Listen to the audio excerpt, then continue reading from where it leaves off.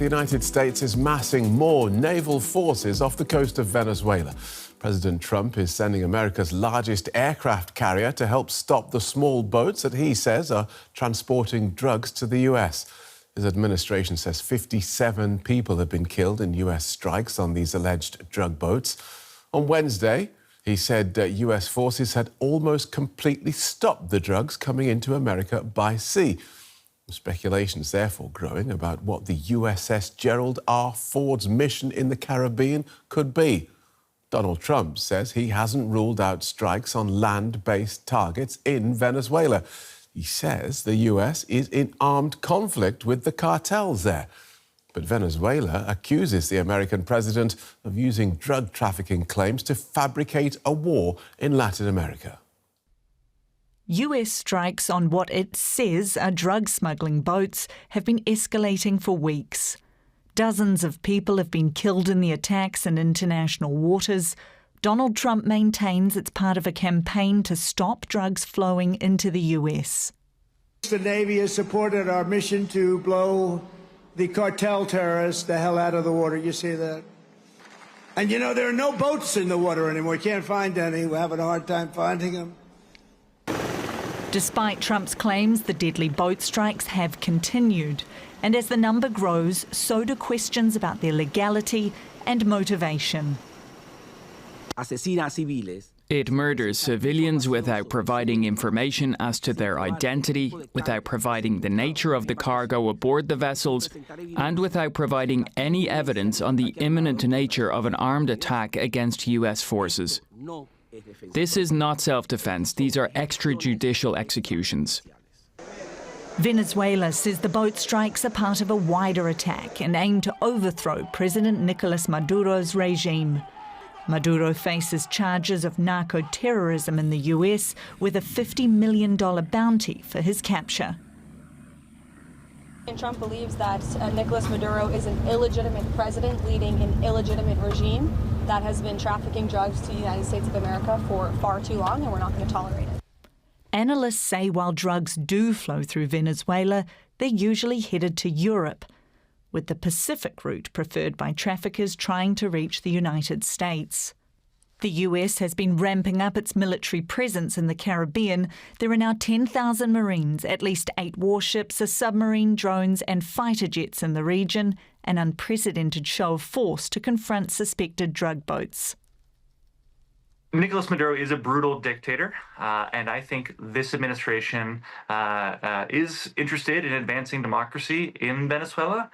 But the other reality is that Venezuela is home to the world's largest oil reserves on the planet. It has been the source of a migration crisis that has led 8 million Venezuelans to flee the country. And of course, Venezuela is something of a staging ground for Chinese and Russian influence in the Western Hemisphere. So I think for all these reasons, the Trump administration has Venezuela in its crosshairs. The US military presence in the area is being beefed up even further with its biggest aircraft carrier, perhaps the strongest sign yet that Trump's war on drug boats may have other aims. John Feeley is Executive Director for the Centre for Media Integrity of the Americas. Before that, though, he served in the US State Department, where he was one of its top Latin American experts. Most recently, he was US Ambassador to Panama. So welcome to DW. Does the United States really need 3 destroyers, a nuclear-powered attack submarine, amphibious assault ships, gunships, Tomahawk missiles and thousands of troops to defend itself from drug smugglers trying to get their contraband to Europe? Most certainly not, Phil. And I think you've done a very nice rundown of the order of battle that the Trump administration currently has in the South Caribbean Sea. No, look, the problem that many of us here in the United States and around the world have with this deployment is not that we are soft on Nicolas Maduro or drug traffickers. It's that the stated reason for this massive deployment, the largest one in anyone's living memory to Latin America or in the Latin American theater, which is a region of peace, which really hasn't had a state-on-state conflict since the 1990s between Peru and Ecuador. The problem that we have is that the stated intention of this flotilla, of this armada, is to fight drugs. And in point of fact, what they've done is they've sent an absolute sledgehammer where really what you need is a surgeon's scalpel. So no, I would say the answer is there's no reason that this deployment will be any more effective in combating the transshipment of drugs than has been the Coast Guard's way of doing it under the rule of law for the past 40 years. OK, it's interesting, though, you phrase that, because you take, therefore, at face value the Trump administration's statement that this flotilla is there to deal with drugs, because people look at it and say, well, is it really? You need all this to deal with those drug dealers? This looks more like a regime change through threat, through gunboat diplomacy. Yeah, that's absolutely right. And I do share that suspicion, Phil. My experience both as a young Marine helicopter pilot flying off one of the ships that's stationed down there right now, as well as an American diplomat working 30-odd years and working a lot of counter-narcotics activities in Latin America, is that this is so patently and manifestly the wrong tool for the job that there has to be an ulterior motive. And the only motive that any of us can come up with is that this is regime change, I would say on the cheap, except it's not really on the cheap because it's quite expensive to keep this flotilla floating around down there. I mean, 10 F-35s in Puerto Rico, B-1 bombers coming out of Dyess Air Force Base, B-52s flying close to Venezuelan airspace. This is a lot of military huffing and puffing to blow down Nicolas Maduro's house. And it's a huge bet as to whether or not it's going to be sufficient without actually committing American boots on the ground in Venezuela to start another foreign war. I am very skeptical, like many, that this is a very improvised and ultimately will be a failure as a policy. OK, so let's follow the thought. Let's cross drugs off the list and let's look at regime change. If we're looking at regime change, we're looking at either threats from offshore or an invasion. You just crossed off invasion. So how does threats from offshore, how does that work? If there is a scenario in which this can work, how does that work? The United States places its flotilla off the coast of Venezuela, and then what?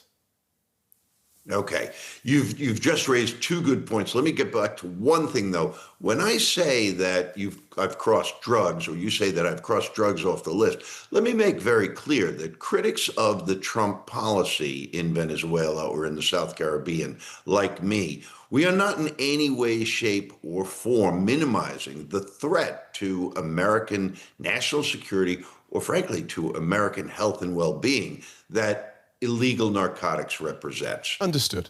Our point is that there is a way to fight this within the rule of law. And Marco Rubio has very clearly said, the Secretary of State has very clearly said, well, we tried that, it didn't work, so now we're just going to start schwacking these boats out of the water, which I find personally to be a serious violation of both U.S. domestic and international law and possibly a war crime. So yes, I cross off the usage of this flotilla as an effective counter-narcotics tool, but I don't minimize the threat that counter-narcotics is to the United States. With regard to the second point, though, all right, how does that work, right? Because Donald Trump ran on a ticket of getting the United States out of foreign wars. And I think many others firmly believe that, when he looks himself in the mirror, he says, the last thing I want to do is put Marines on the shore of Maiquetía so that they can get in there and topple Nicolas Maduro. So I think, sadly, my Marine brothers are going to sit on those boats for a while and just keep cleaning their weapons and not see much activity. But the way it might work is, and this is what I think the Trump administration is betting on, although I'm not privy to their inside thinking, is that if you launch a few Tomahawk missiles from international waters, which the United States Navy can easily do and has had plenty of practice and can be extremely precise with its Aegis guided missile system on those 3 destroyers and the cruiser, and you launch a few of these missiles, you're going to scare enough mid-range Venezuelan security forces, both in the National Guard and in the army, and perhaps in the intelligence and security structures that surround Maduro and his cronies, because that's the only way Maduro stays in power. Okay, so that's how it might work if that's the thinking in the White House. Let's look at. I think that is the thinking.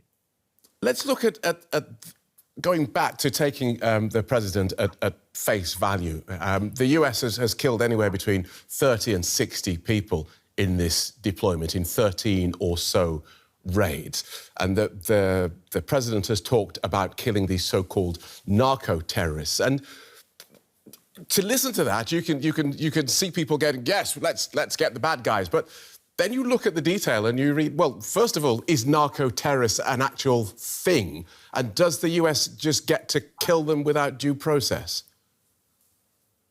Exactly the questions critics like me are asking, and we haven't gotten any good answers to it. Look, Title 21 of the U.S. Code, which is the law under which narcotics trafficking is prosecuted by law here in the United States, does not include the death penalty for even the worst drug traffickers. Chapo Guzman, the Mexican cartel leader, Mayo Zambada, his number 2 for years, who's now, guest of the United States prison system. All of these individuals committed heinous crimes. All of these individuals are involved in, as the president and the Secretary of Defense like to say, poisoning the youth of America.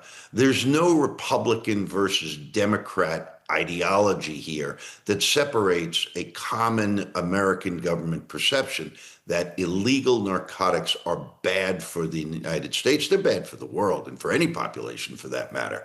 However, the issue is that ends, ways, and means matter, and how you accomplish a national security task is as important as whether or not you accomplish it.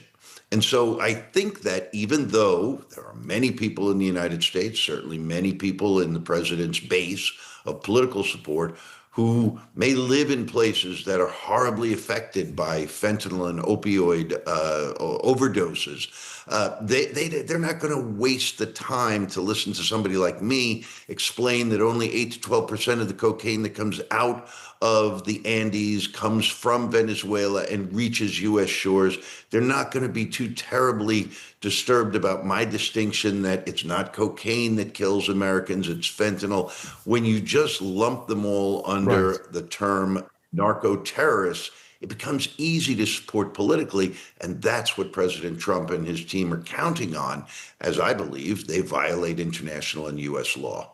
Let's zoom out and look at how, again, if we presume that this is not about narco-terrorism and is about threatening or intimidating Venezuela, do you detect from this White House an overarching plan for Latin America? And where might this Venezuela episode fit into that? That's a really difficult question for me to answer, because you're talking to somebody who has served Republican and Democrat administrations over several decades and who has participated in the planning.